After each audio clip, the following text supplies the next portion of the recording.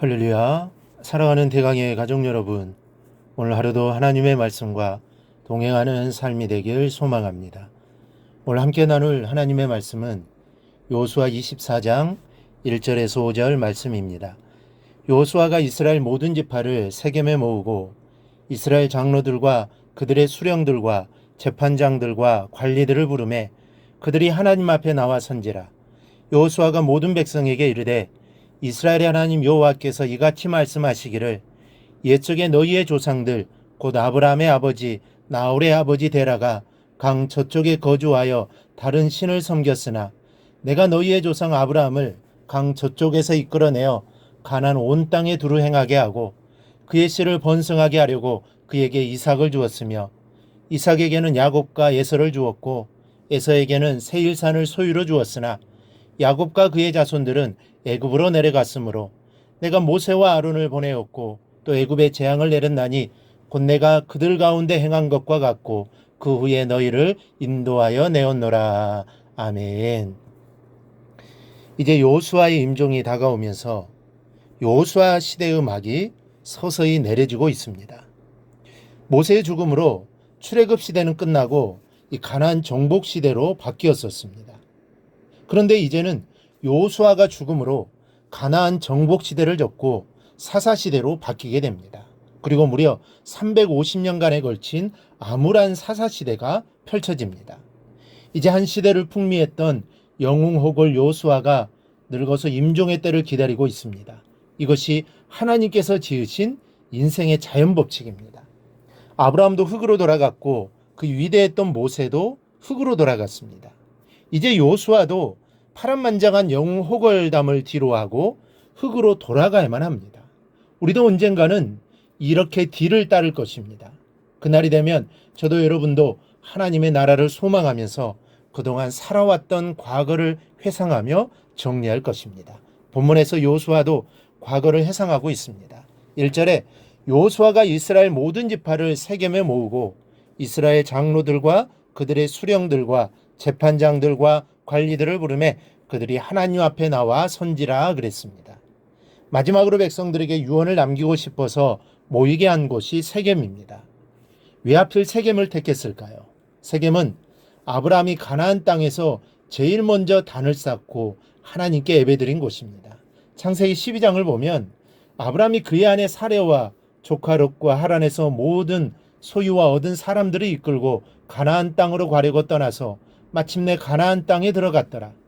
아브라함이 그 땅을 지나 세겜 땅 모래 상수리 나무에 이르니 그때 가나안 사람이 그 땅에 거주하였더라. 여호와께서 아브라함에게 나타나 이르시되 내가 이 땅을 내 자손에게 주리라 하신지라. 자기에게 나타나신 여호와께 그가 그곳에서 제단을 쌓고 아브라함이 아내와 조카를 데리고 하란에서 떠나 가나안에 들어가자마자 제일 먼저 하나님께 단을 쌓고 제사를 드린 곳입니다. 그 이 장소는 결단의 장소입니다. 첫 번째 결단은 아브라함이 고향 하란을 떠난 결단입니다.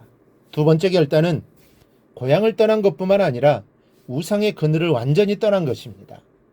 세 번째 결단은 갈 바를 알지 못하고 낯선 땅에서 하나님만 바라보기로 결단한 것입니다.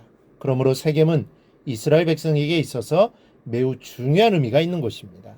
또한 창세기 35장 4절을 보면 그들이 자기 손에 있는 모든 이방 신상들과 자기 귀에 있는 귀고리들을 야곱에게 주는지라 야곱이 그것들을 세겜 근처 상수리 나무 아래에 묻고 그랬습니다. 야곱이 라반의 집에서 돌아와 가족들이 지니고 있던 모든 우상을 수거하여 땅속에 묻은 곳이 바로 세겜입니다. 세겜은 신앙의 결단이 세워진 것이요 여호와를 경외해야 했던 곳입니다. 그러므로 여호수아가 백성들을 이곳에 모이게 한 것도 당시 아브라함과 야곱이 우상을 버리고 여호와께 결단했던 그 결단을 촉구하기 위해서입니다. 여호수아는 바로 그 장소에서 설교를 함으로써 백성들이 우상을 멀리하고 여호와만을 섬기는 결단을 내릴 수 있도록 최선을 다하는 모습을 볼 수 있습니다. 이곳에서 여호수아는 아브라함 시대부터 야곱의 시대, 모세의 시대를 거쳐 가나안을 정복하여 머무르게 된 사실을 상기하고 있습니다.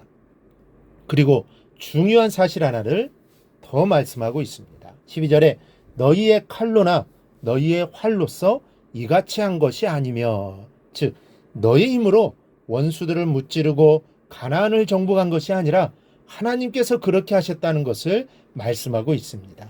잊지 말아야 할 것입니다. 내가 행한 것이 아닙니다. 내 능력으로 이룬 것도 아니요, 내가 잘나서 성공한 것도 아닙니다.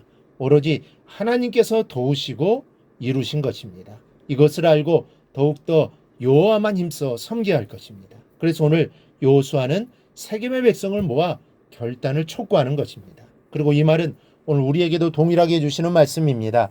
우리는 절대로 잊어서는 안 됩니다. 내가 한 것이 아닙니다. 내가 잘나서 한 것도 아닙니다. 내가 많이 배워서 한 것도 아닙니다. 모두 다 하나님이 하셨습니다. 우리의 마음에도 이러한 여호와에 대한 신앙을 다시 한번 결단하는 각오가 세워지기를 바랍니다. 그래서 내가 무엇을 이루었어도 하나님이 하셨습니다라고 고백할 수 있는 믿음의 성도들이 되기를 주님의 이름으로 축원합니다. 오늘 묵상한 말씀을 굳게 잡고 삶으로 실천하며 살아내는 대강의 모든 성도들이 되기를 축복합니다.